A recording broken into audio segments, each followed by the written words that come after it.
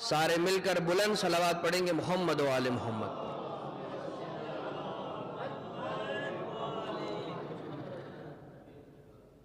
ایک تو خوشی کا یہ موقع ہے کہ آج کی رات ہمارے ایک ہادی کے جن کا لقب بھی ہادی ہے اور ان کا نام علی النقی ہے، ان کی ولادت کی شب کے اعتبار سے ایک خوشی کا موقع، عید کا موقع. اور ایک اور شب جمعہ، یہ مناسبت ہے کہ جسے خدا تعالیٰ نے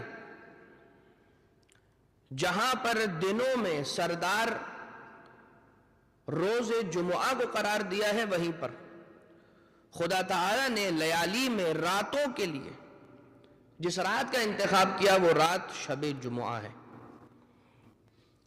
کہ جس کا اختتام روز جمعہ پر ہوتا ہے، کہ جسے خدا تعالیٰ نے اس دن کو بھی عید کا دن قرار دیا. یوں تو آنے والی مناسبتیں وہ ہیں کہ جن میں ہمیں 2 عیدوں کا سامنا ہونے والا ہے انشاءاللہ، 2 بڑی عیدیں، مگر وہ عید کے جو ہر ہفتے آتی ہے ہماری چوکھٹ پر، نہیں معلوم ہم اس عید کا کس اعتبار سے اہتمام کرتے ہیں. روز جمعہ عید کا دن ہے کہ جسے خدا تعالی نے اعیاد میں سے ایک عید کا دن قرار دیا ہے. وہ جو جملہ یوں تو ہر وہ دن عید کا دن ہے، کل یوم لا یعصی اللہ فیہ فہو عید، ہر وہ دن کہ جس دن خدا کی معصیت نہ کی جائے وہ دن عید کا دن ہے. اور عید امام محمد باقر علیہ السلام کی حدیث کے مطابق عید کا مفہوم مولا فرماتے ہیں کہ عید کے معنی اس دن کے نہیں ہے کہ جس دن انسان کے لباس تبدیل ہو جایا کرتے ہیں. نیا لباس زیب تن کر لیا، عید آ گئی، خوشیاں منائی جا رہی ہیں، عید آ گئی. وہ دن عید کا دن ہے کہ جب یہ ساری چیزیں ہوتے ہوئے بھی کہیں پر بھی اس کی تنافی نہیں ہوئی ہے، کہیں پر بھی اس کی منافات نہیں آئی ہے، مگر جو اصل ہے وہ یہ کہ خدا تعالی راضی ہو، وہ دن عید کا دن ہے. کہیں ایسا نہ ہو کہ نیا لباس تو زیب تن کیا ہوا ہے مگر خدا ناراض ہے اس شخص سے، وہ دن عید کا دن کیسے ہو سکتا ہے. بس عزیزان محترم، ابھی ایک عید گزری ہے، آنے والے ایام میں عیدیں آنے والی ہیں انشاءاللہ. عید غدیر، عید مباہلہ، آج کی رات خود 2 عیدیں جمع ہو گئی ہیں، ولادت امام دہم اور روز جمعہ کی شب. بس عزیزان محترم، یہ وہ ساعتیں ہیں، علیکم السلام، یہ وہ ساعتیں ہیں کہ جن ساعتوں کو خدا تعالیٰ نے انتہائی عظیم قرار دیا ہے. یہ رات کہ جس رات میں ہم اور آپ اس وقت سانسیں لے رہے ہیں، یہ کون سی رات ہے؟ شب جمعہ. اس رات خدا تعالیٰ نے، شیخ عباس قمی یہ فرماتے ہیں کہ رات شب جمعہ یعنی روز جمعہ اور شب جمعہ، یہ دونوں ملا کر کتنے گھنٹے بنتے ہیں؟ 24 گھنٹے. اور ہر گھنٹے میں خدا تعالیٰ 600,000 6 لاکھ افراد کو آتش جہنم سے آزاد کر دیتا ہے. اب اس کو ذرا ضرب دیجئے، یہ فقط و فقط تعداد بیان کرنا تعین کے لیے نہیں ہے، کثرت کے اظہار کے لیے. 600,000 خدا تعالیٰ اس شب میں ہر گھنٹے 6 لاکھ افراد کو آتش جہنم سے آزاد کرنے والا ہے. باراللہ ہمارا بھی شمار ان افراد میں سے ہو کہ جو آج کی رات اپنے گناہوں کے قید سے آزاد کر دیے جانے والوں میں شامل کر دیے جائیں. اور فرش زمین پر بیٹھے ہوئے سارے وہ افراد کے جو بندگان خدا ہیں، فرشتگان الہی، زمین کے قریب ترین آسمان کی طرف آتے ہیں اور آنے کے بعد سحر کے وقت صدا دیتے ہیں کہ کیا کوئی ایسا بندہ نہیں ہے کہ جو خدا سے رزق کی فراوانی کو طلب کرے؟ وہ خدا حاضر ہے، اس وقت دے رہا ہے، بانٹ رہا ہے۔ کیا کوئی ایسا بندہ نہیں ہے؟ یہ روایت کے اصل روایت کے جملے آپ کی سماعتوں کے نظر کیے جا رہے ہیں، ابو بصیر کے ذریعے سے پانچویں امام نے روایت فرمائی ہے۔ کیا کوئی بندہ نہیں ہے ایسا کہ جو ہاتھوں کو اٹھا کر توبہ و استغفار کی التجا کر رہا ہو کہ خدا اس کی اس التجا کو قبول کرے، اس کی گناہوں سے درگزر فرمائے؟ کیا کوئی ایسا بندہ نہیں ہے کہ جو بیمار ہو اور کرب میں آ کر اپنے الہی کو پکارے، اپنے رب کو پکارے، شفا کی درخواست کرے اور خدا اسے شفا عنایت کر دے؟ کیا کوئی ایسا بندہ نہیں ہے کہ جو طول عمر کی دعا کرے، خدا کا دروازہ کھلا ہوا ہے عطا کا، خدا عطا کرنے کے لیے تیار ہے، مانگنے والے کہاں ہیں؟ اور خدا ہمیں واقعتاً اس وقت سے استفادہ کرنے کی توفیق عنایت فرمائے کہ جو وقت سحر ہے، خصوصیت کے ساتھ روز جمعہ آنے والی سحر، تہجد کا وقت، چہرے کی حشاشی و بشاشی کا سبب، رزق و مال میں فراوانی کا سبب، زندگی کو بابرکت بنانے کا سبب، مشکلات اور کرب کے دور کرنے کا سبب، البتہ تمام جتنے بھی فوائد آپ گن سکتے ہیں گنتے چلے جائیے، وہ اس میں موجود ہے۔ آج کی شب ملائکہ، مقربین، خدا کے صلحاء انبیاء کی ارواح، ائمہ علیہم الصلاۃ والسلام کی ارواح سارے کے سارے حاضر ہیں جس زمین پر، اس زمین کا نام ہے کرب و بلا۔ اور آج کی رات زیارت امام حسین علیہ الصلاۃ والسلام کی مخصوصی ہے آج کی شب، اور آج کی رات کی زیارت کے حوالے سے بڑے واقعات ملتے ہیں۔ میں بہت مختصر آپ کو بیان کر دوں۔ سلیمان اعمش یہ ایک ایسا شخص ہے کہ جس کا ایک مومن دوست ہے۔ یہ سلیمان اعمش کہتا ہے کہ میں ایک دن اپنے شہر کوفہ اپنے گھر کے باہر بیٹھا ہوا تھا اپنے دوست کے ساتھ۔ یہ میرا دوست وہ تھا کہ جو بظاہر اہل بیت پر ایمان نہیں رکھتا تھا۔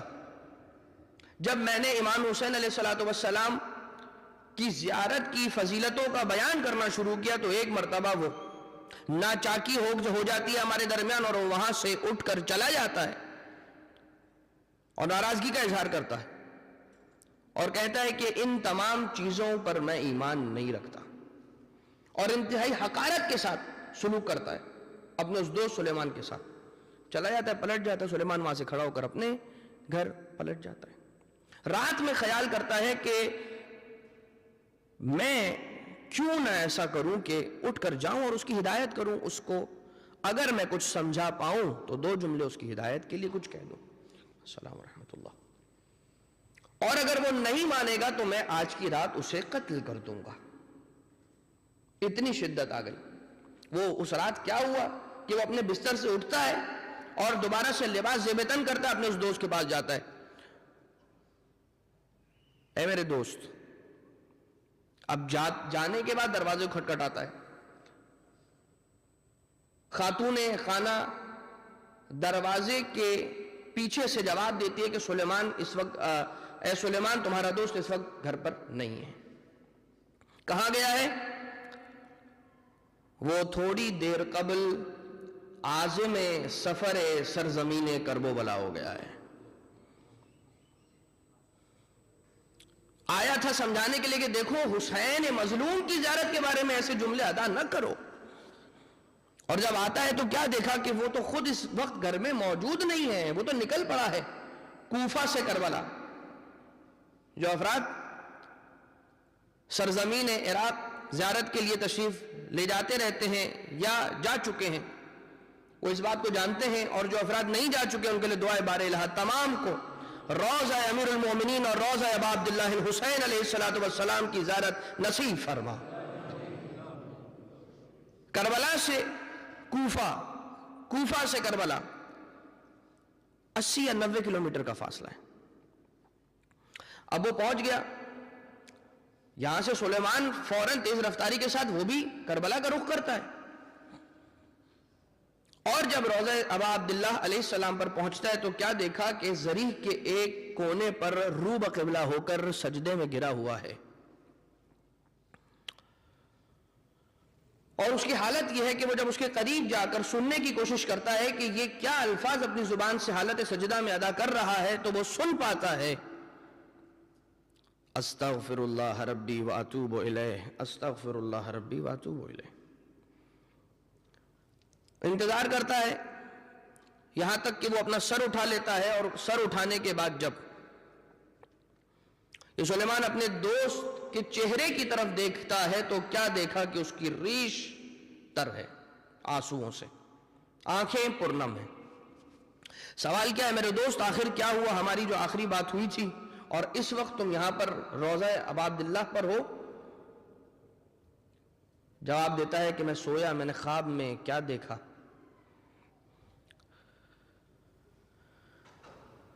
کہ منور رات ہے، اور اس رات میں میں ایک ایسے مقام پر کھڑا ہوا ہوں کہ جہاں سے دور سے مجھے نور کی سواری نظر آ رہی ہے، اور اس نور کی سواری کے قریب پہنچنے کے بعد میں نے یہ دیکھا کہ ایک ایسے خوبصورت چہرے والا شخص اس سواری پر تشریف فرما ہے کہ جس سے خوبصورت چہرہ آج تک کبھی میں نے نہیں دیکھا تھا۔ سواری کے بالکل آگے انتہائی باحشم چہرے والا شخص موجود ہے، دائیں بائیں بھی افراد موجود ہیں۔ سوال کرنے پر مجھے بتایا گیا کہ جو شخص سواری پر تشریف فرما ہے وہ اور کوئی نہیں، رسول ثقلین حضرت محمد مصطفیٰ صلی اللہ علیہ وآلہ وسلم، اور آپ کی سواری کے بالکل آگے مولا کائنات ہے، دائیں بائیں حسن و حسین علیہ السلام ہیں، اور آپ کو گھیرے میں لیے ہوئے ملائکہ مقربین موجود ہیں۔ وہاں پر انتہائی نورانی سما بنا ہوا ہے۔ اتنے میں نے دیکھا کہ ایک نور کی سواری ہے کہ جو آسمان سے گزر رہی ہے، اور اس سواری کے گزرتے گزرتے عالم یہ ہے کہ اس سواری سے کچھ ایسی پرچیاں ہیں کہ جو نکل کر زمین کی طرف آ رہی ہیں، ہر کوئی وہاں پر ان پرچیوں کی طرف لپک رہا ہے۔ اس رقعے پر لکھا ہوا ہے امان امان حاذہ اللیلہ لزائر الحسین، آج کی رات امان ہے ہر اس شخص کے لیے کہ جو زائر امام حسین ہے۔ میں نے جب اس رقعے کو آگے بڑھ کر اٹھانا چاہا تو نداء غیبی آئی کہ دور ہو جاؤ، کہ یہ ورقہ اور یہ رقعہ تمہارے لیے نہیں ہے، تمہارے نصیب میں نہیں ہے، کہ تم حسین ہی سے محبت نہیں کرتے، اس کی زیارت ہی سے محبت نہیں کرتے۔ اور میں نے گریہ کرنا شروع کر دیا، میں نے زار و قطار آنسو بہانا شروع کر دیے۔ میری آنکھ کھلی اور اس کے بعد میں چل کر روضہ ابا عبداللہ الحسین پر آ گیا۔ اس خواب کا مجھ پر یہ اثر ہوا کہ میں شرمندہ نالا ہو گیا۔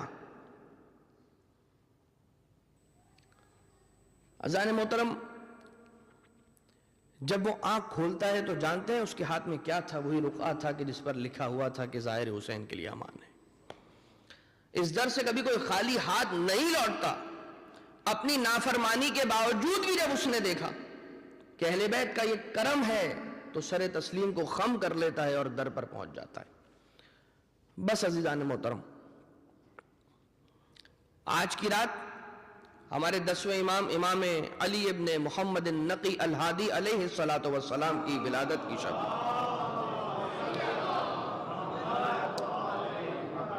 15 ذو الحجہ سن 214 ہجری، اور ولادت کی تاریخ میں اختلاف ہے، رجب کے مہینے کی 5ویں تاریخ بھی ملتی ہے۔ اذان محترم، 10ویں امام اور 9ویں امام کہ حالات بہت زیادہ ایک دوسرے سے مماثلت رکھتے ہیں بہت ساری چیزوں کے اندر. آپ کو بھی نوے امام کو بھی امام محمد تقی علیہ السلام کو بھی کم سنی کے اندر امامت کے منصب پر خدا نے فائز فرمایا. آپ بھی 7 سال کی عمر میں تھے کہ جب آپ کے بابا محمد تقی علیہ السلام کی شہادت واقع ہو گئی اور آپ بھی منصب امامت پر فائز ہو گئے. اور باطل کا یہ ارادہ تھا کہ کسی طرح سے آپ کو اپنے رنگ میں ڈھالنے اور درباری عادتوں اور درباری جتنے بھی ماحول ہے اس کے اندر ہونے والے تمام کے تمام افعال ان کا آپ کو عادی بنا دیں. امام کی تربیت کرنے کا ارادہ رکھتے تھے, نہیں جانتے تھے کہ یہ وہ شخصیت ہے کہ جو تربیت حاصل کرنے کے لیے نہیں تربیت عطا کرنے کے لیے آئی ہے. امام کی ہستی وہ ہستی ہے کہ جو دنیا میں تشریف لاتے ہیں خلق خدا کی تربیت کرنے کے لیے, دین خدا پر, نظام الہی پر, شریعت محمدی پر گامزن کرنے کے لیے, چلانے کے لیے. یہ تربیت پا کر آتے ہیں, علم پا کر آتے ہیں, امام بن کر آتے ہیں, دنیا میں آ کر امام نہیں بنا کرتے. تربیت پا کر آتے ہیں, دنیا میں آ کر تربیت نہیں پایا کرتے. علم حاصل کر کر آیا کرتے ہیں. خدا علم لدنی اور تمام علوم سے انہیں آراستہ فرما دیا کرتا ہے, پھر یہ دنیا میں آیا کرتے ہیں. دنیا میں آنے کے بعد ہم عام انسانوں کی طرح سے علم نہیں حاصل کیا کرتے. لہذا اگر یہ دیکھا جائے کہ 7 سال کی عمر کے اندر, علیکم السلام ورحمۃ اللہ, جب یہ بچے ایک کم سن امام محمد تقی کے بیٹے امام حسن عسکری, اگر 7 سال کی عمر میں دنیا کے کسی عام شخص کو تعلیم دی بھی جائے تو کس حد تک اسے پڑھایا جا سکتا ہے؟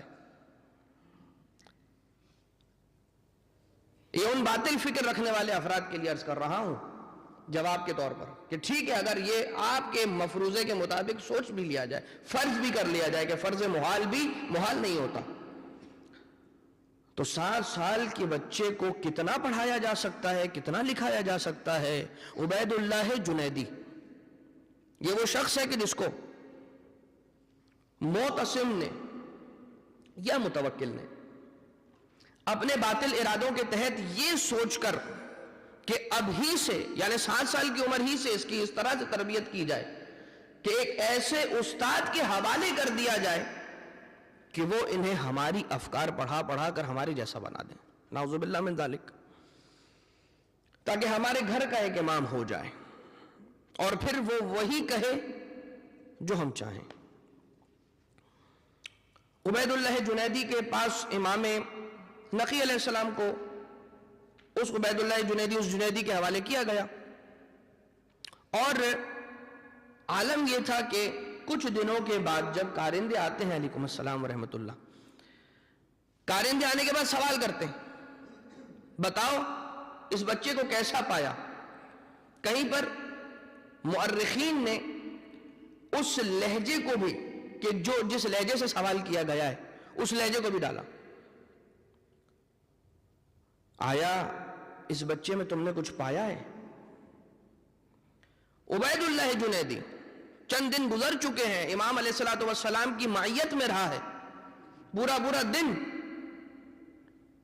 جس امر پہ اسے مامور کیا گیا ہے اس کی تکمیل کے لیے کوشاں ہے. وہ جواب دیتا ہے کہ یظن الناس انی اعلم, انسان یہ سوچ رہے ہیں, انہیں یہ زعم ہے کہ میں اس بچے کو پڑھا رہا ہوں, حقیقت یہ ہے کہ میں اسے نہیں, یہ مجھے بہت کچھ سکھا رہے ہیں. تو امامت عمر کی قید میں مقید نہیں ہوا کرتی. واللہ انہو ہوا خیر الناس فی السماوات والارض, خدا کی قسم زمین و آسمان میں اس سے بہتر کوئی مخلوق عبداللہ جنیدی نے نہیں دیکھی.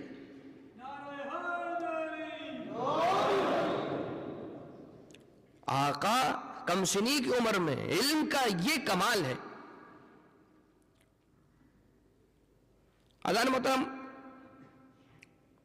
شاید یہی وجہ تھی کہ عبداللہ ابن اسحاق آ کر امام علیہ السلام سے یہ سوال کرتے ہیں، بلکہ ابھی سوال نہیں کیا، خدمت امام میں حاضر ہو گیا، اور حاضر ہونے کے بعد سلام کرتا ہے، جواب سلام دینے کے بعد اپنے جواب ہی سے متصل کہتے ہیں، عبداللہ ابن اسحاق، ہمیں معلوم ہے کہ تم اپنے چچا سے اس وقت ایک علمی مباحثہ کر کے آ رہے ہو اور اس کا حتمی جواب لینے کے لیے ہماری خدمت میں آئے ہو، سن لو، تم یہ چاہتے ہو کہ ہم یہ بتائیں کہ سال بھر میں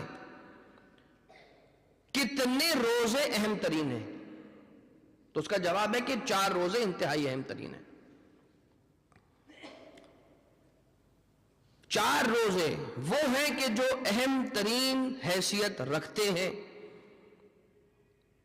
پہلا 17 ربیع الاول، ولادت ختمی مرتبہ۔ دوسرا روزہ 27 رجب، شب روز مبعث، مبعوث برسالت ہوئے، ختمی مرتبہ۔ تیسرا 25 ذی القعدہ، دحو الارض، فرش زمین کو خدا تعالیٰ نے بچھایا، پانی ہی پانی تھا، وہ نقطہ کہ جہاں پر اس وقت خانہ کعبہ موجود ہے اس کی تہہ سے اللہ تعالیٰ نے زمین کو بچھایا۔ 25 ذی القعدہ، دحو الارض، زمین کو بچھایا، فرش زمین۔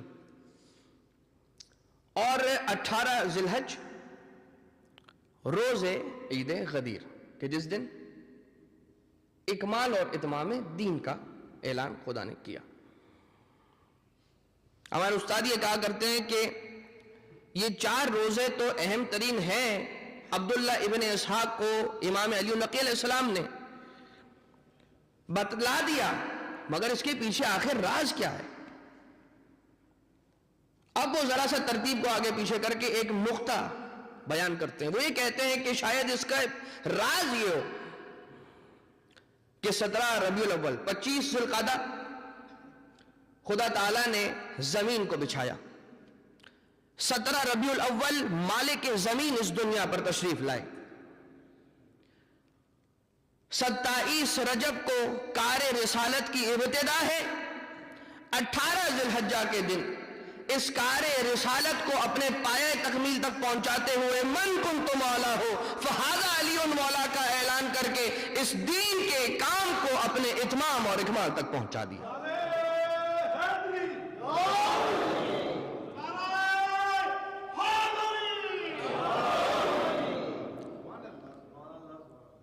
یہ وہ 4 روزے ہیں کہ جو انتہائی اہم ہیں، کہ جن 4 روزوں کا رکھنے والے کا ثواب یہ ہے۔ آپ سن چکے ہیں کہ عشرہ اولا ذی الحجہ 9 کے 9 روزے رکھنے والے کا ثواب یہ ہے کہ اسے صائم الدہر کہا جاتا ہے، سارے سال کے روزے رکھنے والا جو 4 روزے رکھتا ہے اس کا بھی یہی ثواب۔ تو کہیں پر اس وقت کے جابر اور ظالم بادشاہ معتصم کے خوف سے ایک صحابی آ کر جب آپ سے سوال کرتا ہے کہ آقا مولا میں اس کے شر سے خائف ہوں، مجھے ڈر لگتا ہے کہ یہ مجھے نقصان پہنچائے گا، آقا کوئی حل عنایت فرمائیے۔ تو امام علی النقی علیہ السلام وہ دعا تعلیم فرماتے ہیں، بسم اللہ الرحمن الرحیم، یا من تحل بہ عقد المکارہ، مفاتیح الجنان کے اندر مناجات 15 مناجاتیں جو امام زین العابدین علیہ السلام نے تعلیم فرمائی ہیں، مناجات تائبین، مناجات عاشقین، مناجات راجین، مناجات محبین، یہ 15 مناجات شروع ہوتی ہیں اس سے ایک آدھ ورق پہلے۔ مفاتیح الجنان کے اندر دعا الامن کے نام سے آپ کو یہ دعا مل جائے گی، اور اس دعا کی فضیلت میں شیخ عباس قمی بھی رقم تراز ہے، کہتے ہیں کہ اس دعا کے پڑھنے کا فائدہ یہ ہے کہ سلطان جابر سے، اس کے شر سے بچنے کے لیے، شرور زمانہ کے خوف سے انسان اس دعا کی تلاوت کرے تو خدا تعالیٰ اسے ان تمام شرور سے نجات عنایت فرمائے گا۔ امام کا علم، امام کا کلام اگر وہی نہیں ہوتا تو کم سے کم یہ ضرور ہوتا ہے کہ انتہائی نپا تولا کلام ہوا کرتا ہے کہ جس کے اندر کوئی ایک حرف، کوئی ایک نقطہ بھی عبث نہیں ہوا کرتا۔ ہر حرف کے اندر، ہر نقطے کے اندر اور حروف کی پلیسمنٹ، یعنی ان الفاظ کا اگر امام علیہ السلام نے جہاں بیان کرنے کا تعین فرمایا ہے، اگر انہیں اس جگہ سے ہٹا دیا جائے تو وہ اپنا مقصد کھو بیٹھے۔ اس میں بھی ہدایت ہے، پر ہدایت جملہ آقا کا۔ یحییٰ ابن ہرثمہ، اب امام تقی علیہ السلام کے دور میں بھی ایک یحییٰ نام کا شخص تھا، یحییٰ ابن اقسم، آپ سن چکے ہیں شہادت کے مجلس میں کہ کس طرح سے سوالات کے جواب امام نے عطا فرمائے تھے۔ اب یحییٰ ابن اقسم ہی ہے اور امام نقی سے بھی سوالات کیے ہیں۔ بہرحال اب میں اس جانب نہیں جاؤں گا، پہلے میں یحییٰ ابن ہرثمہ کا جو ماجرا ہے وہ آپ کی خدمت میں عرض کر دوں۔ آپ یہ دیکھیے کہ آج کل کا ہمارے جو کچھ افراد ہیں، شاید ان کا مزاج ایسا ہو گیا ہے یا پراپر بات ان تک نہیں پہنچ پا رہی۔ اس کا نتیجہ یہ ہو رہا ہے کہ بات کی تلاش، جواب کی تلاش کے بجائے دین پر انگلیاں اٹھانا شروع کر دی جاتی ہیں، حالانکہ یہ حل نہیں ہے۔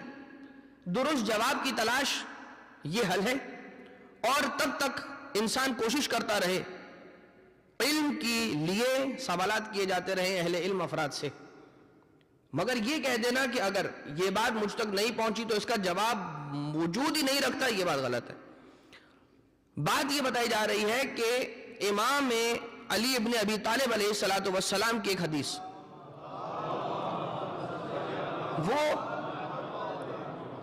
آقا اس حدیث میں فرماتے ہیں کہ قیامت میں زمین کے ہر حصے سے 70 افراد کو خدا تعالیٰ محشور فرمائے گا، مبعوث فرمائے گا، دوبارہ سے اٹھائے گا۔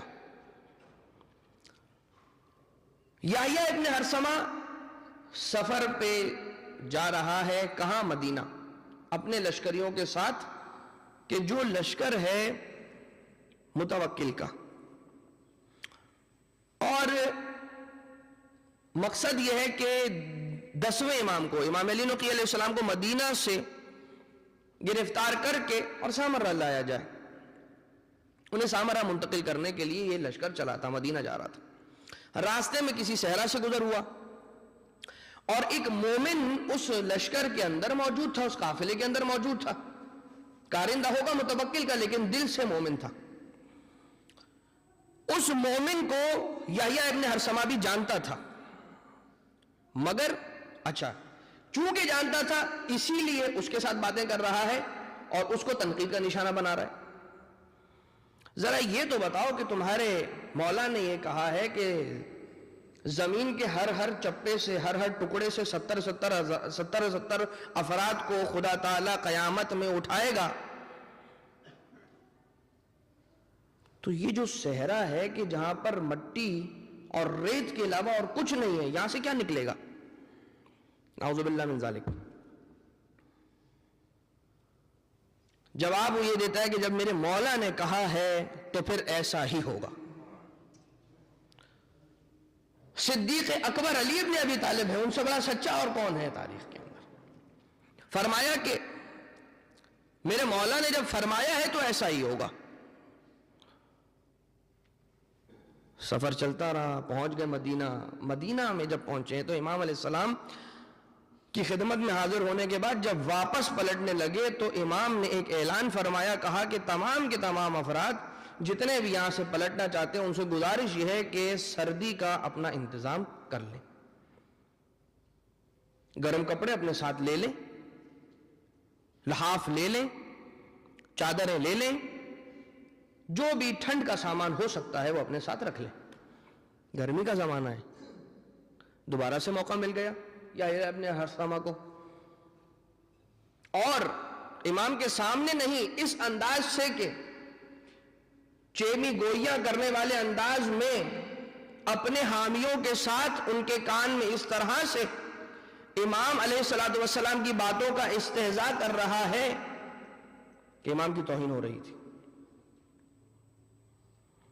یہ قافلہ مدینہ سے سامرہ کی طرف روانہ ہوا اور راستے میں پہنچا اسی مقام پر، اسی صحرا میں کہ جہاں پر ابن ہرسامہ نے پہلا اشکال کیا تھا 70 مردوں والا۔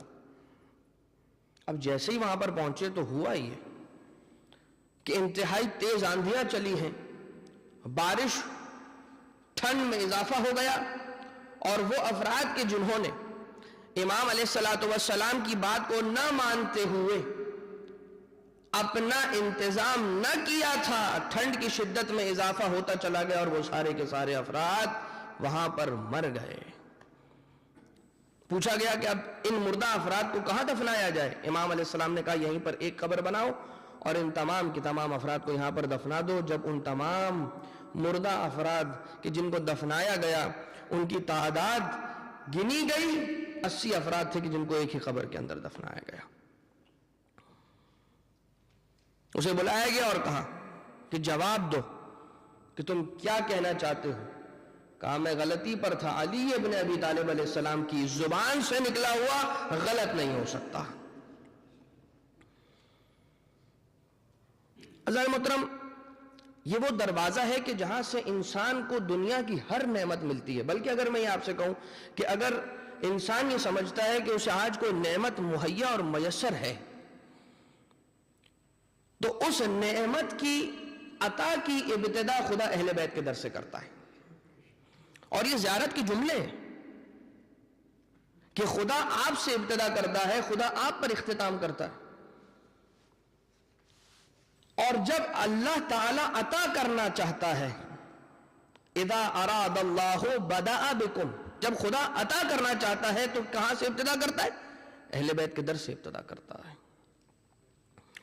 تو تمام کائنات کے لیے حجت اہل بیت، نعمتوں کی فراوانی کا اور اس کی عطا کا دروازہ اہل بیت۔ علم چاہیے اس دروازے سے ملے گا۔ اب علم حاصل کرنے والوں نے کیسے کیسے علم حاصل کیا؟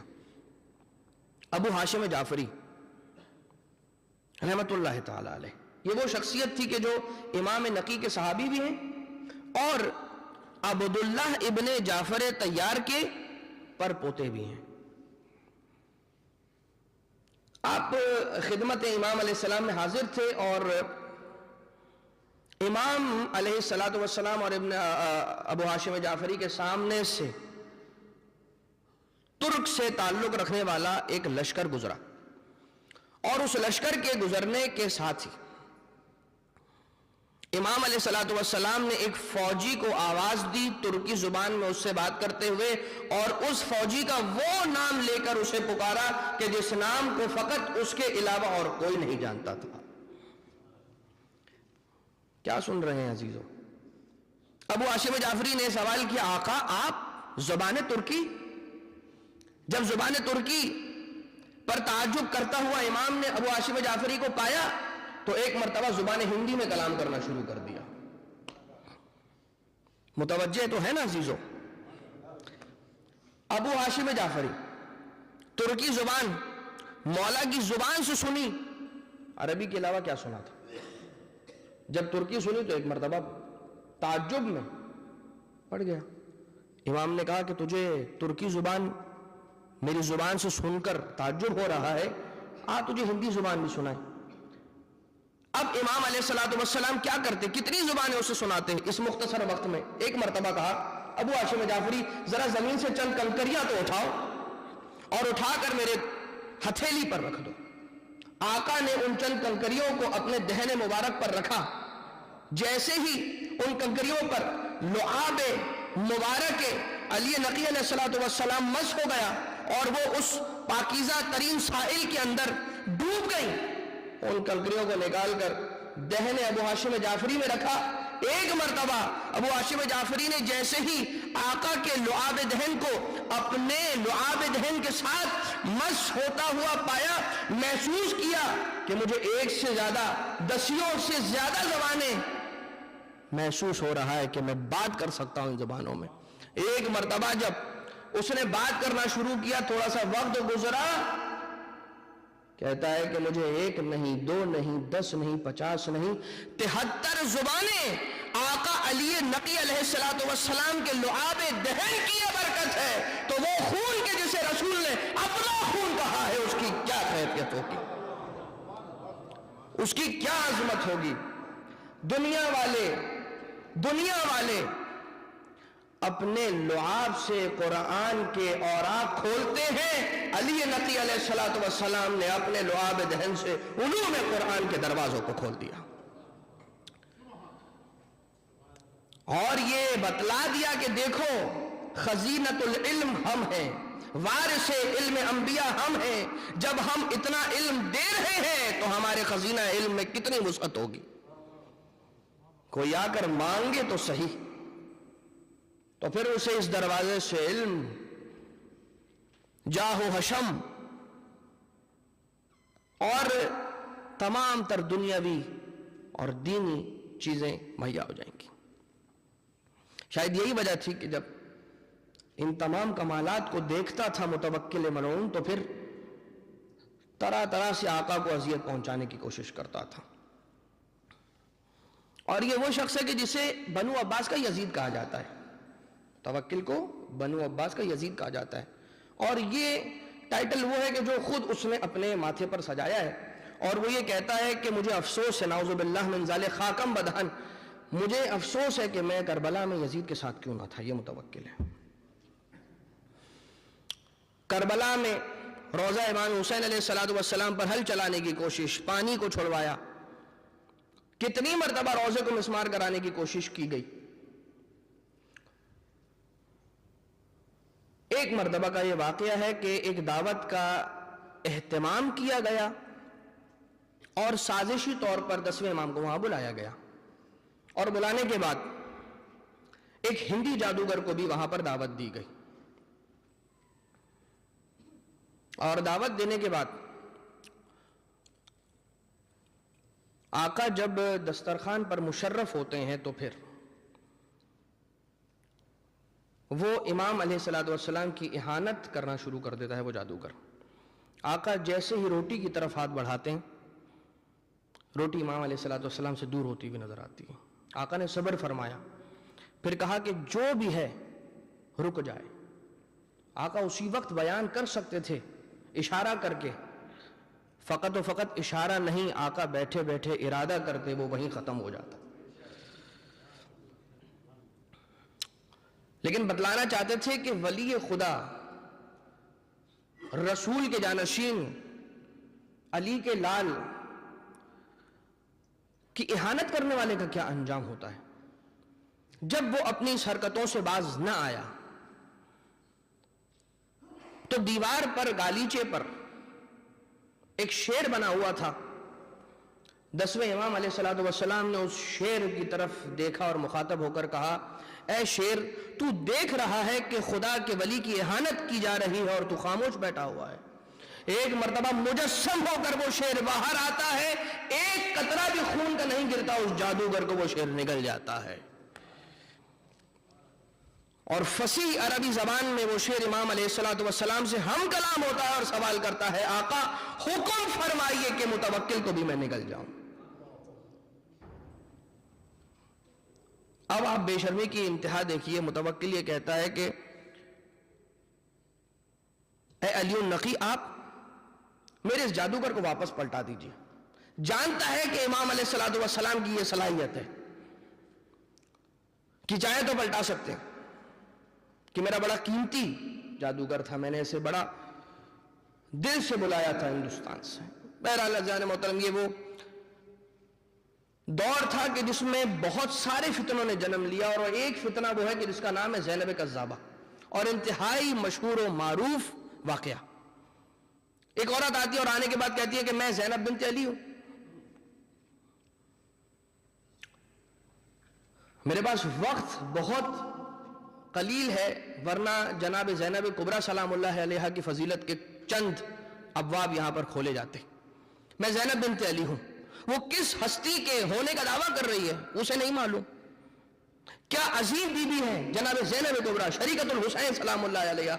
میں زینب بنت علی ہوں، بہت آسان ہے کہنا. خدا نے میری جوانی کو پلٹا دیا. اب یہ جتنے بھی درباری ہیں یہ سارے کے سارے پریشان ہیں، ان کے پاس جواب نہیں ہے. اسی کو بلایا کہ جو اس کا وارث ہے، کہ جب بھی مشکل ہوا کرتی تھی علی ابن ابی طالب کو بلایا جاتا تھا اور ان سے علمی مشکلات کو حل کروایا جاتا تھا.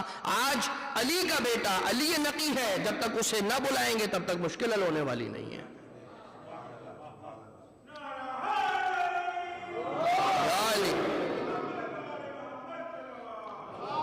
اور جانتے تھے کہ اگر ہم نے نہ بلایا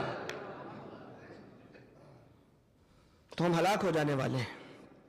آقا تشریف لے کر آتے ہیں اور آنے کے بعد مسکراتے ہوئے حشاش بشاش چہرے کے ساتھ فرماتے ہیں کہ دیکھو خدا تعالی نے بنو ہاشم پر، بنو ہاشم کے گوشت کو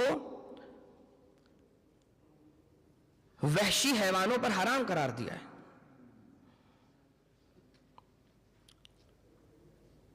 اگر تم یہ پتا کرنا چاہتے ہو کہ اس کی کچھ بات میں صداقت ہے یا نہیں، اور یہ واقعی میں اگر زینب بنت علی سلام اللہ علیہ ہیں، تو بھیج دو انہیں ان حیوانوں کے پاس، اور اس کے بعد اس کا نتیجہ خود دیکھ لو. یہ سننا تھا کہ اسے یقین ہو گیا کہ اب اس کے بعد میری موت میرے سامنے.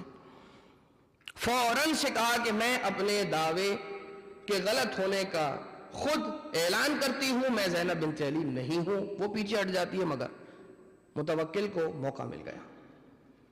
اور سمجھ لیجئے کہ وہ سارے کے سارے اس کے حواری اور وہ سارے کے سارے افراد کہ جو خوشی کا اظہار کر رہے تھے کہ ہاں اب ہمیں ایک ایسا موقع مل گیا کہ ہم امام علیہ السلام کو تو بھیج سکتے ہیں پنجرے میں شیر کے. وہ خود بھی تو ہاشمی ہونے کا اعلان کرتے ہیں، وہ خود بھی تو علی ابن ابی طالب کی آل سے ہونے کا اعلان کرتے ہیں، وہ خود بھی تو فاطمہ زہرا سلام اللہ علیہا کے لال ہونے کا اعلان کرتے ہیں.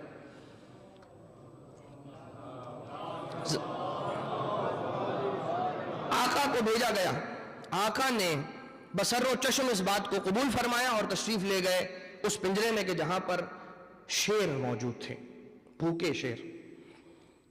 آقا علیہ السلام با وقار و با سکینت قدموں کے ساتھ اس پنجرے میں داخل ہوتے ہیں برکت السوا میں. اور داخل ہونے کے بعد منظر یہ ہے کہ متوکل چھت سے دیکھ رہا ہے، سارے کے سارے اس کے حواری اپنی آنکھوں کو اس منظر پر ٹکائے ہوئے منتظر ہیں کہ دیکھیں اب کیا ہوتا ہے. ایک کے بعد ایک کیا دیکھا؟ قدم ہے علی النقی علیہ السلام کے، ان شیروں کے سر ہیں، سر کو آ کر امام وقت کو پہچان کے ان کے قدموں پر رکھ دیا. آقا نے اپنے دست شفقت کو ہر شیر کے سر پر پھیر دیا. میں کہوں گا کہ اے متوکل، حیف ہے تجھ پر کہ تو نے ثابت کر دیا کہ تیرے پاس اس حیوان جتنا بھی دماغ نہیں ہے، کہ اس حیوان نے تو امام وقت کو پہچان لیا، مگر تو ہے کہ ابھی تک آقا علی النقی علیہ السلام کی فضیلت کا اقرار نہیں کر رہا اور انہیں اذیتوں پر اذیتیں دے رہا ہے اور انہیں رسوا کرنے کی ناکام کوششوں پر ناکام کوششیں کیے چلے جا رہا ہے. بسم اللہ الرحمن الرحیم. یریدون ان یطفئوا نور اللہ واللہ متم نورہ. ان کا ارادہ یہ ہے کہ خدا کے نور کو بجھا دیں. واللہ متم نورہ ولو کرہ الکافرون. مگر خدا تو اپنے نور کو درجہ اتمام تک پہنچا کر ہی رہے گا، چاہے کافروں پر کتنا ہی گراں کیوں نہ گزرے. آقا امام علی نقی علیہ السلام کی حیات طیبہ کا اپنے طور پر بھی اگر ہو سکے تو کچھ مطالعہ فرمائیے گا، اور پیغامات حیات طیبہ امام محمد نقی علیہ السلام کو زندگی میں ہمارے ڈھالنے کی ہم سب کو خدا تعالیٰ توفیق عنایت فرمائے. انشاءاللہ اس ذکر کا اختتام ابھی نہیں ہوا ہے، کیونکہ ابھی یہاں پر اگر